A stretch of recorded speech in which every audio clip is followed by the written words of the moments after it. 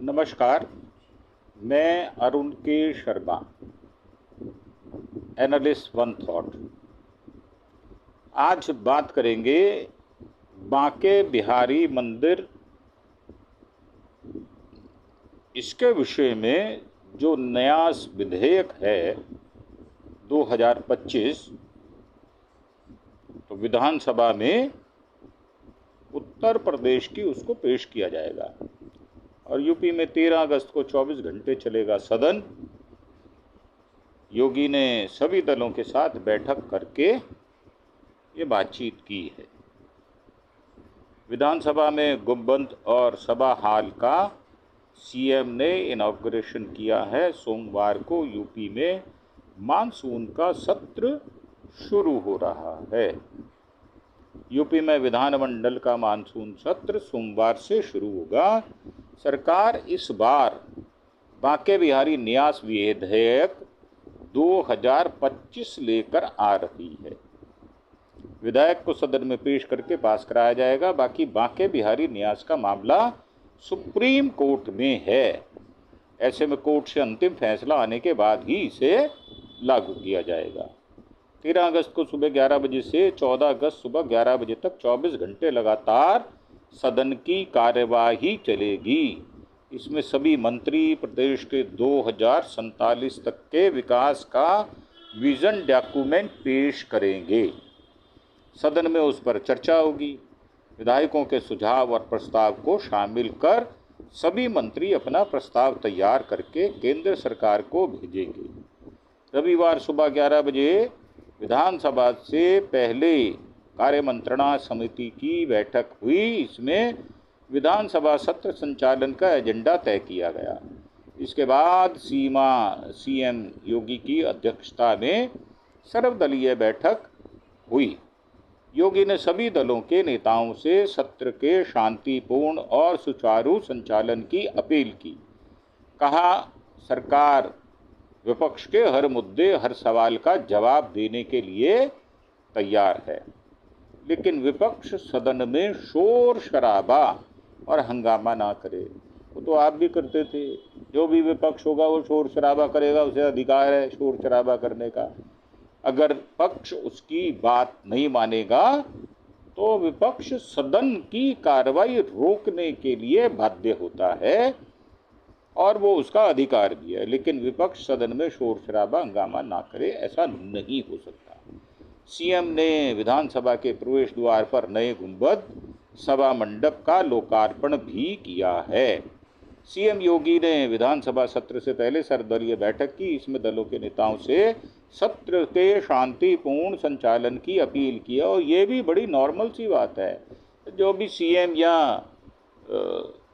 कार्यपालिका मंत्री होते हैं वो इस तरह की अपील विपक्ष के साथ मिलकर करते हैं। उससे पहले मीटिंग होती है, विधानसभा सत्र होता है, तो वो सदन के कार्यपालक मंत्री इस तरह की बैठक करते हैं। अब बांके बिहारी न्यास विधेयक 2025 क्या है, 3 पॉइंट समझिए।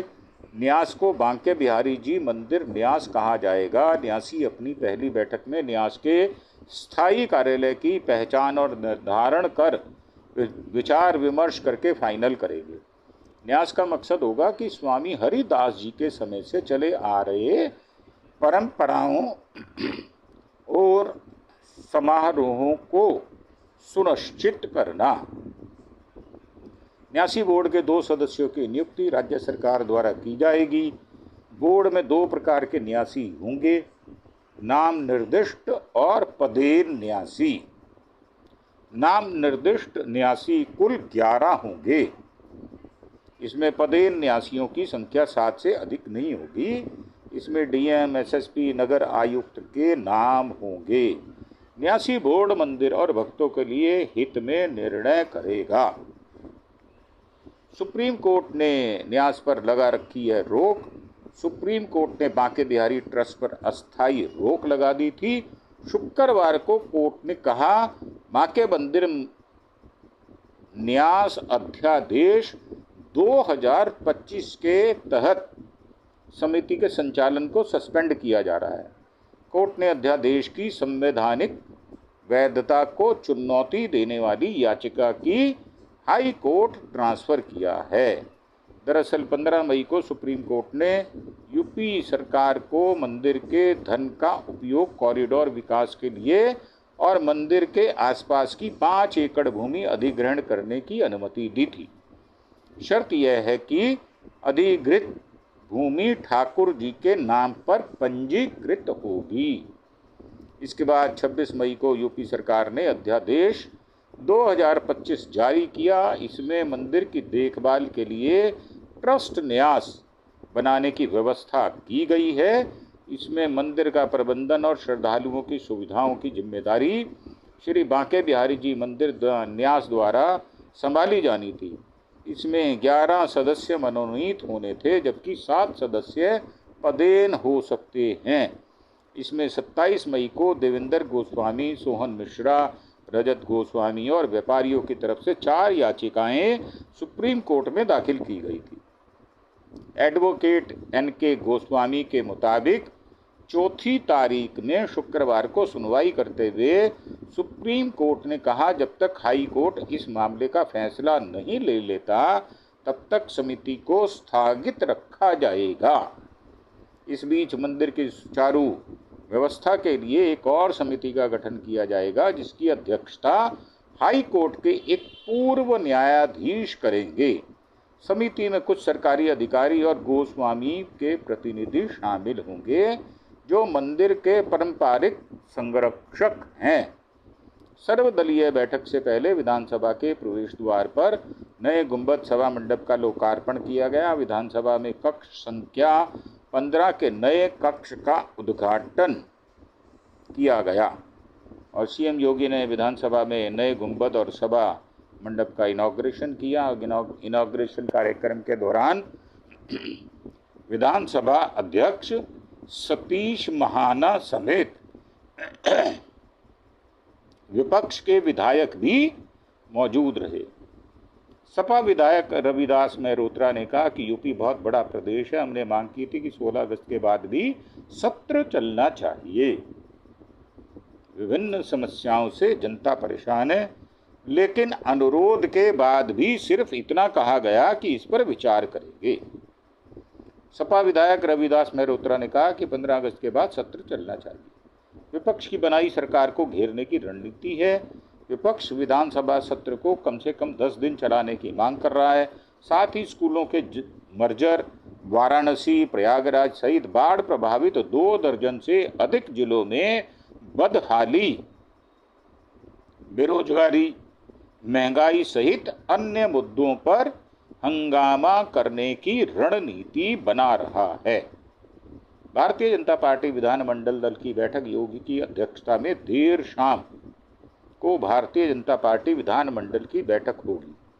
बैठक में deputy CM Keshav Prasad Maurya, deputy CM Brajesh Pathak, Bharatiya Janata party के प्रदेश अध्यक्ष भूपेंद्र सिंह चौधरी, महामंत्री संगठन धर्मपाल सिंह और संसदीय कार्य मंत्री सुरेश खन्ना मौजूद रहेंगे। बैठक में भारतीय जनता पार्टी के सहयोगी अपना दल एस और सुबह सपा, निषाद पार्टी, राष्ट्रीय लोकदल के विधायक भी शामिल होंगे। बैठक में सीएम एनडीए के विधायकों से सदन में उपस्थित रहने और विपक्ष के आरोपों का तथ्यात्मक जवाब देने का आह्वान करेंगे। और जहाँ तक सुप्रीम कोर्ट की बात है, तो सुप्रीम कोर्ट ने बांके बिहारी मंदिर के मामलों में हाई कोर्ट जज की भाषा से सुप्रीम कोर्ट नाराज है। आदेश पर रोक लगा दी है। सुप्रीम कोर्ट अब बांके बिहारी मंदिर के मामले में इलाहाबाद हाई कोर्ट के जज की भाषा पर नाराजगी जताई है। इसके साथ ही हाई कोर्ट के आदेश पर रोक लगा दी है। हाई कोर्ट ने सरकार के अध्यादेश के खिलाफ दायर एक जनहित याचिका के दौरान गंभीर टिप्पणी की थी और इसे